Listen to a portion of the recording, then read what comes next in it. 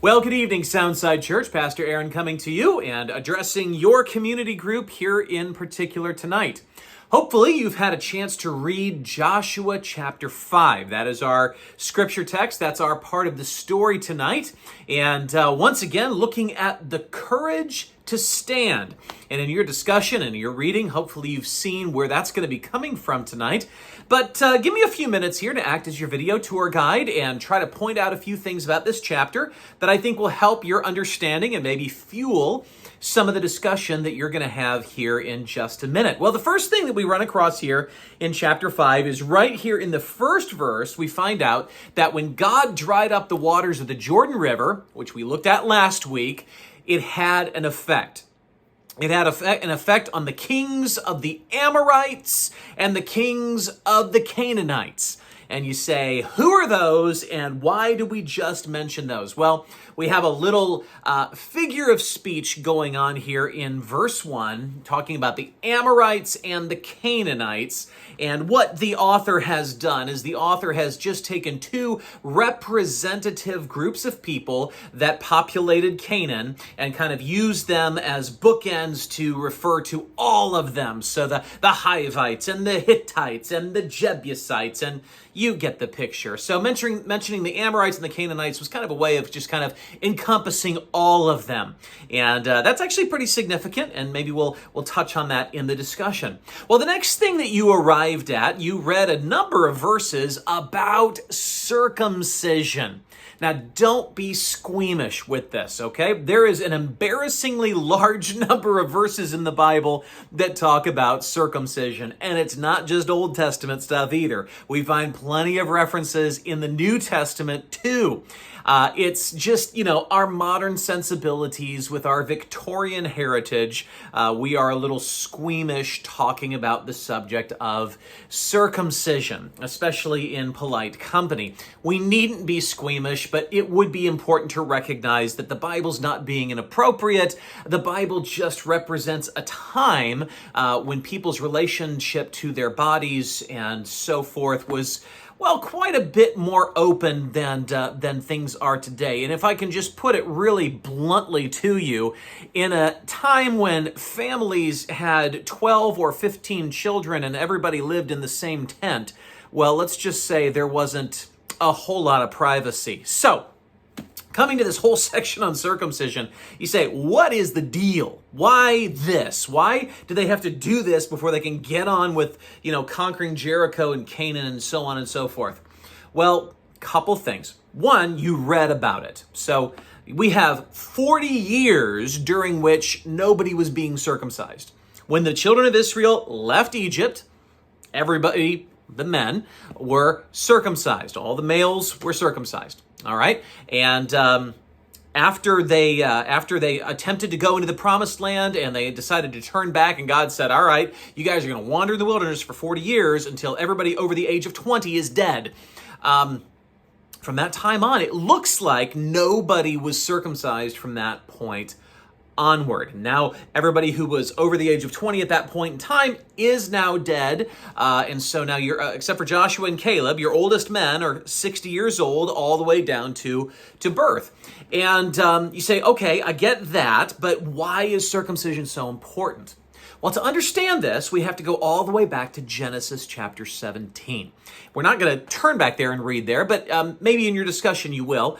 Genesis chapter 17, God made a promise to Abraham, that Abraham would not only be the father of a nation, he would be the father of a multitude of nations. And God had told Abraham that as numerous as the stars are, that's how many his offspring would be. And of course, at that point in time, he had no offspring, and he was old, and his wife was past childbearing years.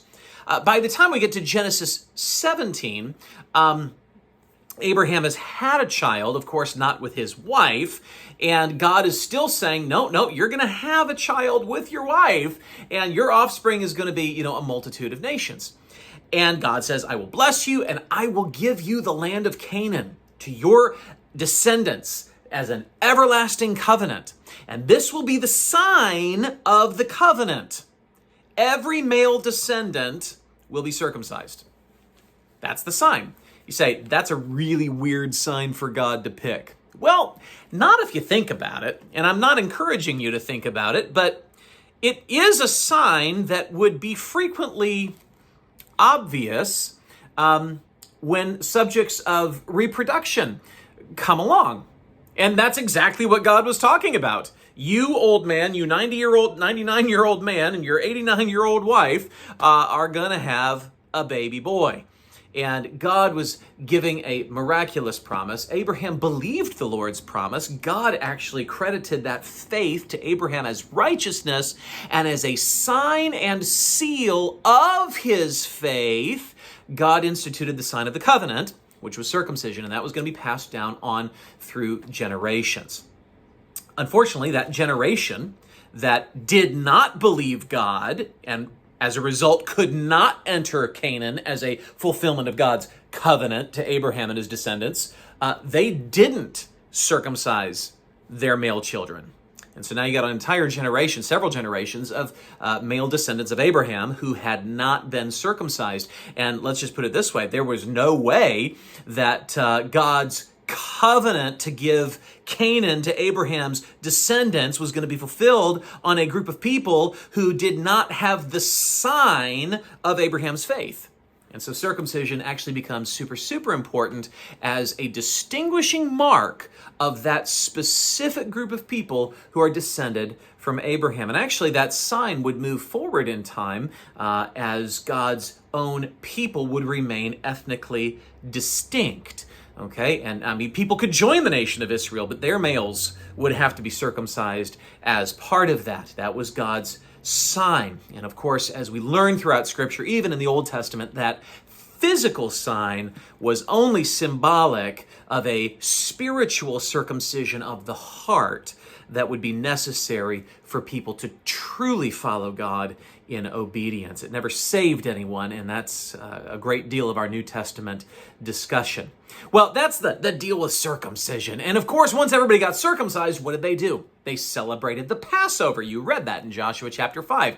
This is also important because when God instituted the Passover, actually in the very act of explaining the Passover, he said, no uncircumcised male can participate in the Passover. In fact, if anybody tries to do it, you got to kill them because you can't do that. That's for believers only, or at least people who have given the sign of being a believer.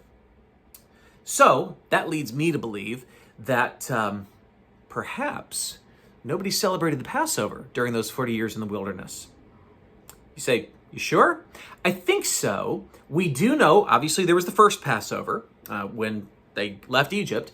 And then we do read in Numbers chapter 9 and Numbers chapter 10, they celebrated the Passover on the first anniversary of leaving Egypt. And then after that, they refused to enter the Promised Land.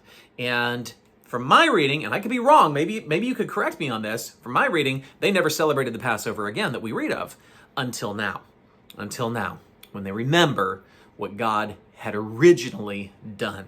And God rolls away the reproach of Egypt. Well, one final section that you read here in Joshua chapter 5, you read about Joshua's encounter with the commander of the Lord's army. And the big question is, who is this guy? Who is the commander of the Lord's army? And a lot of people say, well, it's an angel. Well, if it's an angel, then we have to explain, why didn't the angel correct Joshua when Joshua fell down to worship, or at least do reverence? The Apostle John does that in the book of Revelation, falls down to worship an angel, and the angel says, don't do that. You can't do that for me. You only do that for God. This guy doesn't correct Joshua. Something else, some people say, well, maybe it's not an angel, maybe it is the angel of the Lord. And the angel of the Lord does show up in the Old Testament, and we find a couple characteristics about the angel of the Lord. And granted, this isn't called the angel of the Lord, but does something similar. The angel of the Lord, in some places, is identified with the Lord. That is given all the properties and characteristics of God. But at the same time, the angel of the Lord is described as a distinct, separate personality from God. And for that reason, there are many people who believe that if we are talking about somebody who possesses the characteristics of God, but is a distinct personality from God, well, we must be talking about the Son of God. That's a bit of a jump, but whether or not this is God giving a physical manifestation of his presence, or if it is the second person of the Trinity, the Son of God showing up, I think that we can accept that this commander of the Lord's army is a manifestation of God, if for no other reason than he tells Joshua the same thing that he told Moses, and that is, take off your shoes. You're standing on holy ground. Why that's important and what that meant for Joshua and what it means for us is going to be part of our discussion tonight. So I'll turn it over to your community group leader now.